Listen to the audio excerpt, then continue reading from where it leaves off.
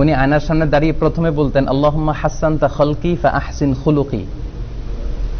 এর মানে হচ্ছে, হে আল্লাহ, আপনি আমার চেহারাটাকে যেরকম সুন্দর করেছেন আমার আচরণটাকেও সুন্দর করে দেন। সুবহানাল্লাহি বিহামদি, মানে আমার বাইরের অবয়বটা যেমন সুন্দর আমার ভেতরটাকেও এরকম সুন্দর করে দেন। This is the attitude. উনি আয়নার সামনে দাঁড়িয়ে অবশ্যই চুল আঁচড়াতেন, চেহারা দেখতেন, নিজেকে গুছিয়ে নিতেন, কিন্তু সর্বপ্রথম এই দোয়াটা পড়তেন আল্লাহুম্মা হাসসানতা খালকি ফাআহসিন খুলুকি, মানে হে আল্লাহ, আপনি আমার চেহারাকে সুন্দর করেছেন, আপনি আমার আচরণটাকে সুন্দর করে দেন। এই দোয়াটা কি সবাই পারেন?